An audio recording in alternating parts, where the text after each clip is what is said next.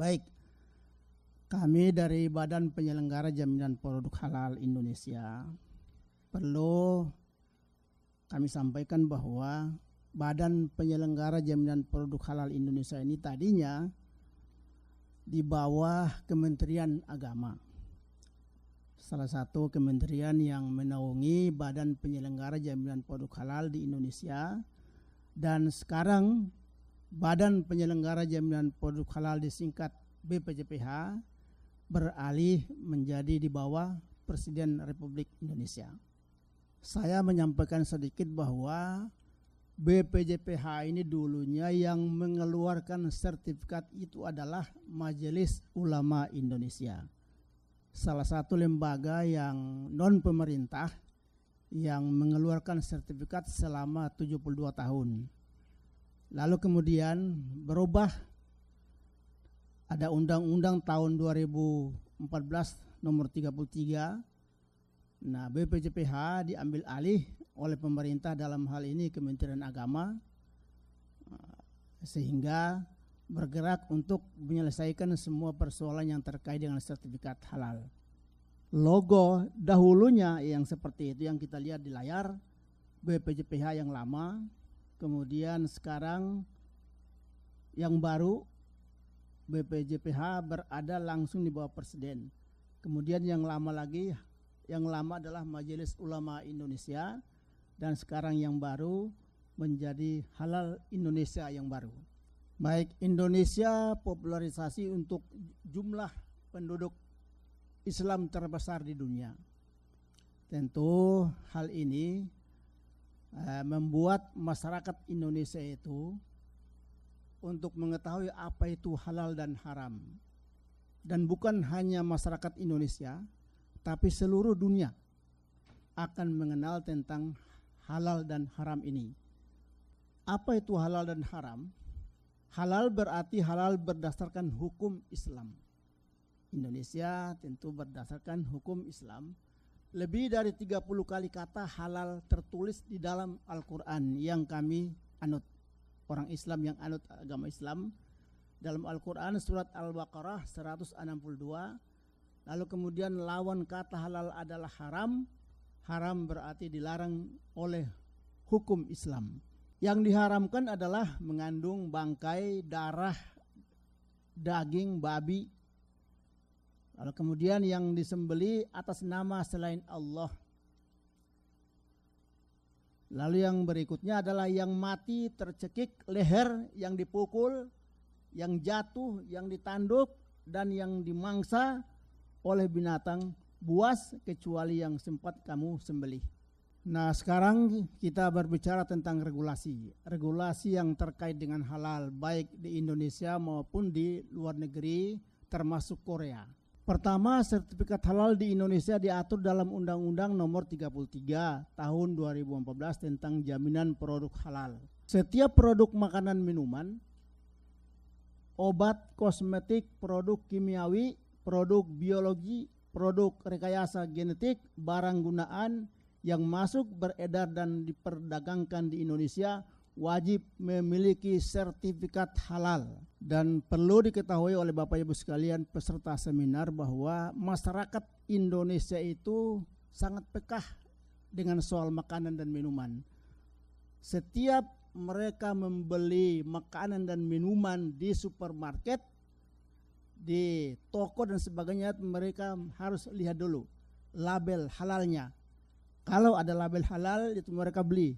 Kalau enggak akan dibiarkan, tidak mau beli. Olehnya kami mengharapkan kepada masyarakat Korea, Indonesia Korea harus bekerja sama dalam soal halal ini yang terkait dengan sertifikasi dan lain sebagainya, agar kolaborasi antara Indonesia dan Korea yang terkait dengan makanan dan minuman ini. Proses sertifikat halal sangat mudah, gampang.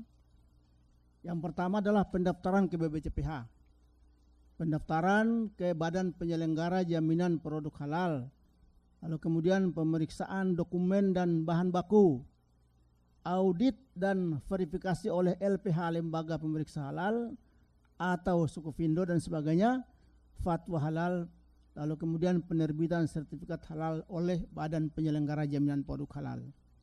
Alur sertifikat halal reguler. Jadi sebelum saya masuk ke reguler, saya menjelaskan bahwa BPJPH itu mengeluarkan 2 aturan. Aturan yang terkait dengan pelaku usaha kecil menengah dan pelaku usaha yang menengah ke atas, yang disebut dengan subdeclare dan reguler. Subdeclare ini adalah berlaku di Indonesia. Banyak pelaku usaha, banyak pedagang kecil yang kita keluarkan sertifikatnya, sertifikat halalnya seumur hidup dan non biaya, tanpa biaya. Untuk Korea dan Indonesia harus melaksanakan alur sertifikat halalnya dalam bentuk sertifikat reguler. Setiap pelaku usaha yang melakukan pengurusan sertifikasi halal wajib didampingi oleh penyelia halal atau pendamping produk halal yang sudah terdaftar di Badan Penyelenggara Jaminan Produk Halal. Syarat registrasi sertifikasi halal luar negeri atau pelaku usaha luar negeri yang sekarang kami lagi mencoba untuk halal sertifikat reguler ini berbagai negara, dan alhamdulillah di Korea ini sangat banyak produk-produk masuk ke Indonesia. Jadi harus kita daftarkan melalui mekanisme yang sudah diatur oleh Badan Penyelenggara Jaminan Produk Halal. Market semakin tantangan bagi ke market ya. Produk ke market menghadapi tantangan dalam memperoleh sertifikat halal karena adanya perbedaan standar bahan baku antara Korea dan Indonesia. Beberapa produk harus mengalami reformulasi untuk mengganti bahan yang tidak sesuai dengan standar halal. Selain itu, proses pengajuan sertifikasi halal membutuhkan waktu dan biaya yang menjadi kendala bagi produsen dan distributor. Dan perlu saya sampaikan bahwa saya sebagai pelaku untuk membuat regulasi yang terkait dengan hal-hal yang seperti ini. Karena di Badan Penyelenggara Jaminan Produk Halal dalam suatu jabatan yang disebut Kepala Bagian Organisasi Kepegawaian dan Hukum yang mengatur dan membuat regulasi yang terkait dengan pelaku usaha baik dalam negeri maupun dalam luar negeri. Produk ke market yang berhasil meraih regulasi halal Indonesia adalah Densleik.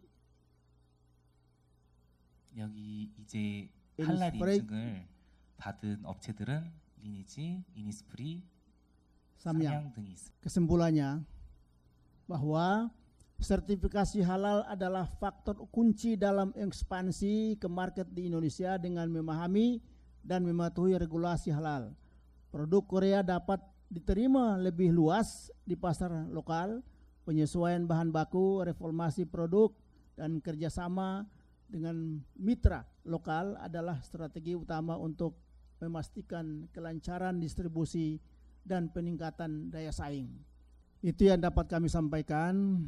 Sekiranya seluruh yang hadir dalam seminar ini, dan yang paling kami hormati adalah pemerintah, dalam hal ini Kementerian Koperasi dan juga dari Partai Demokrasi yang hadir semuanya untuk mendengarkan penjelasan yang terkait dengan halal Indonesia di Korea ini.